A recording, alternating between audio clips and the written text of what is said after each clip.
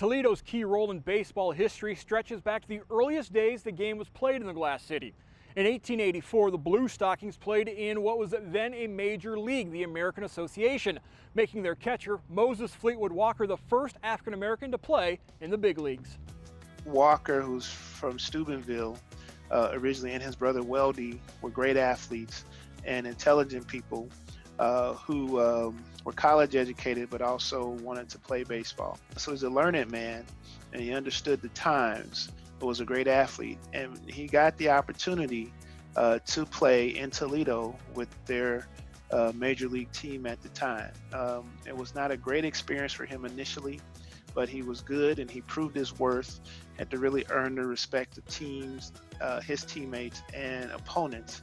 But he often ran into lots of problems, including some communities that would not welcome his team if they were to bring him along. And there were letters and things that were written that opposed his appearance in many places. Walker, an inventor, would go on to hold 4 different patents following his baseball career.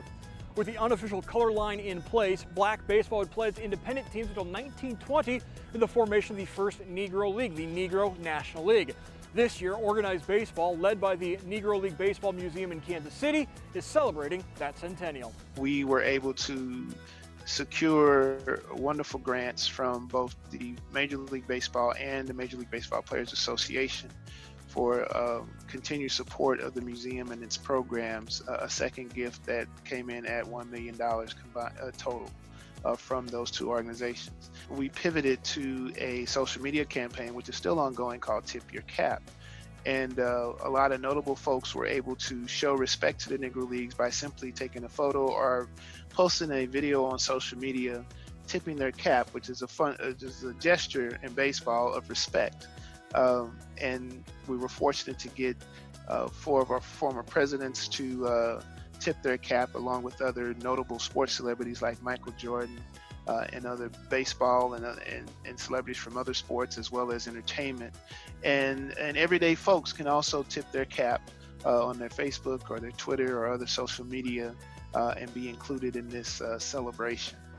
The Mud Hens were set to honor the 1923 Toledo Tigers by wearing uniforms inspired by that Negro League team.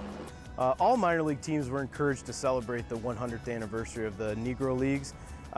We looked back at our history. We had 3 franchises that played in Toledo. The Toledo Tigers were the very first franchise in 1923, so we felt like we were going to honor our very first franchise that called Toledo home. But it's something that we hope to do, even if future years aren't celebrating a significant milestone like a 100th anniversary. That history is still important to us, and we could bring those back out eventually. From the early days of the 20th century to the 1950s, generations of baseball fans came to the corner of Monroe and Detroit Streets in Swain Field. A portion of the left field wall still stands. Many Toledo-based teams called Swain Field home over the years, including the Negro League's Toledo Tigers. And in 1939, the Toledo Crawfords came to town. They boasted 2 of the biggest names in black sports. Olympic track and field legend Jesse Owens was one of the owners of the team, and it was thought that his celebrity status would help fuel ticket sales. Their manager was Oscar Charleston, a future Hall of Famer who in the 1920s was the biggest name in the Negro Leagues. You know that not only from memoirs of what people will tell you who are remembering the game, but if you go back into the newspapers at the time, there were a few that really covered black baseball well, Pittsburgh Courier and the Chicago Defender being preeminent among them. And they're always saying how Oscar is the greatest drawing card in black baseball. You know, they just say it straight out for at least, I'd say, 10 to 15 years. Jeremy Beer is the author of Oscar Charleston, the life and legend of baseball's greatest forgotten player. And he contends that Charleston's accomplishments as a player, manager, and scout make him unique among all of the greats of the game.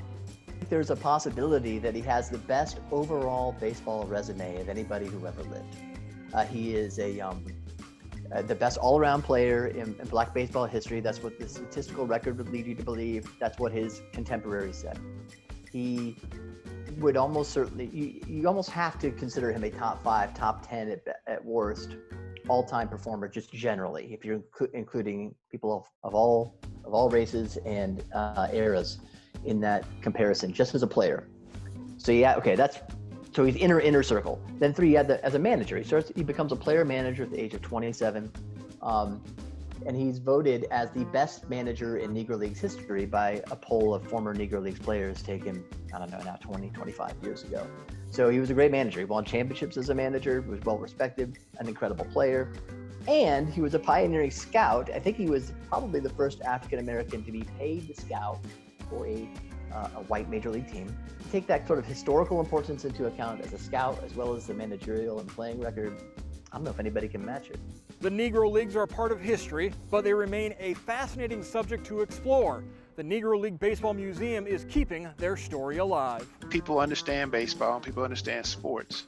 And it's a good way to on-ramp to this discussion of understanding the past and African-American history and all the things that Black people had to go through to be seen as equals in this country.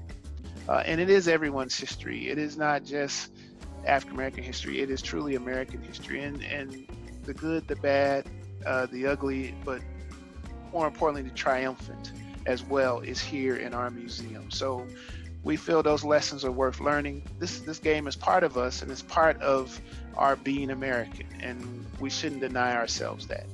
And any player, no matter their background, can embrace the fortitude and the perseverance and the important experiences that these players had, and we encourage that. In Toledo, Mark Kuntz, BCSN.